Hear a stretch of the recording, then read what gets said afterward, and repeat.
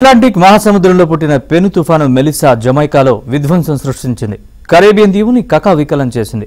దాదాపు 2 శతాబ్దాల్లో చూడనంత పెద్ద తుఫాను ఇప్పుడే ఎందుకొచ్చింది? బంగాళాఖాతంలో వచ్చే సైక్లోన్స్ కన్నా అట్లాంటిక్ మహాసముద్రంలో వచ్చే హరికేన్లు బలమైనవా?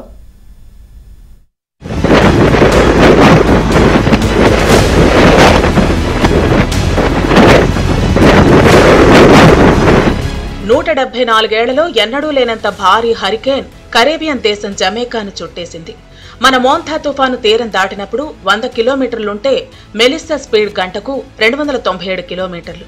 అట్లాంటిక్ మహాసముద్రంలో మెలిస్సా తుఫాను, బంగాళాఖాతంలో మోంతా తుఫాను ఏకకాలంలో జనాన్ని ఇబ్బందులు పెట్టాయి.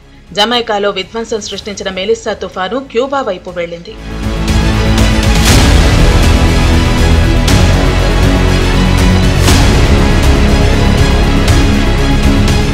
తుఫాను జమైకా తీరాన్ని తాకినప్పుడు గాలుల వేగం గంటకు 297 కిలోమీటర్లు.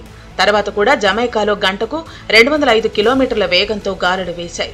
174 ఏళ్లలో ఎన్నడూ లేనంత స్థాయిలో గాలులు వీశాయి. మొదట్లో కేటగిరీగా ఉన్న తుఫాను తర్వాత 3వ స్థాయికి తగ్గింది. మెలిస్సా తుఫాను ప్రభావంతో జమైకాలోని కొన్ని ప్రాంతాల్లో 80 సెంటీమీటర్ల వర్షం కురిసింది. తుఫాను ధాటికి జమైకా రాజధాని కింగ్స్టన్ వీధుల్లో ఎక్కడ చూసినా నీరే కనిపించింది. ఇళ్లు, చెట్లు కుప్పకూలే. జనం తుఫాను షెల్టర్లలో తలదాచుకున్నారు.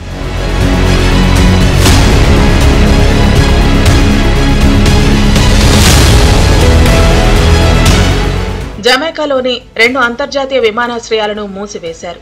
మెలిస్సా ధాటికి పలువురు మరణించారు. కరేబియన్ ప్రాంతంలో తుఫాన్లు రావటం సర్వసాధారణం కాబట్టి ప్రజలు ముందు జాగ్రత్త చర్యలు తీసుకున్నారు.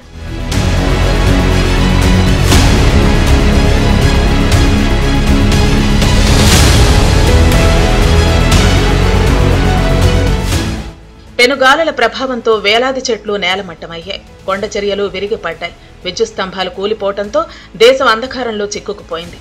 సముద్ర తీరంలో 13 అడుగుల ఎత్తున అలలు రావడంతో జనం భయభ్రాంతులకు గురయ్యారు.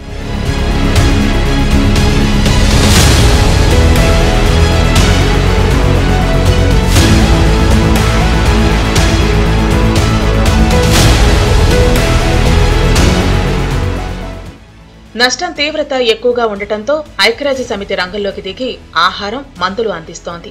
తాగునీటిని జాగ్రత్తగా వినియోగించాలని, ప్రతి చుక్క విలువైనదిగా భావించాలని జమైకా ప్రధాని సూచించారు.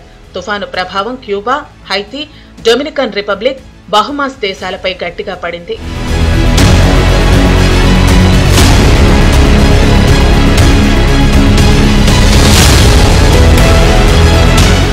క్యూబాలో ఇప్పటికే 6 లక్షల మందికి పైగా ప్రజలను రక్షిత ప్రాంతాలకు తరలించారు. జమైకాలో 25,000 మంది విదేశీ పర్యాటకులు ఉన్నారని, వారి భద్రత కోసం ప్రత్యేక చర్యలు చేపట్టామని ప్రభుత్వం వెల్లడించింది. జమైకా చిన్న పేద దేశం కావడంతో సాయం కోసం అంతర్జాతీయ సాయాన్ని కోరుతోంది. జమైకా అట్లాంటిక్ మహాసముద్రంలో ఉండే చిన్న ద్వీప దేశం.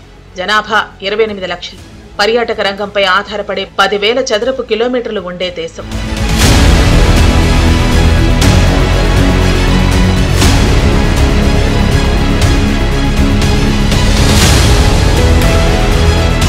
భూతాపం దెబ్బకు సముద్ర జలాలు వేడెక్కుతూ ఉండటంతో తుఫాన్ల ముప్పు పెరుగుతోంది. భూభాగంపై వచ్చిన వేడిలో 90% సముద్రాలు తమలో కలుపుకున్నాయి. అందుకే బంగాళాఖాతంలోనే కాదు, ప్రపంచమంతా ఇదే పరిస్థితి. భవిష్యత్తులో ఇంకా భారీ తుఫాన్లు వచ్చే ప్రమాదం ఉంది.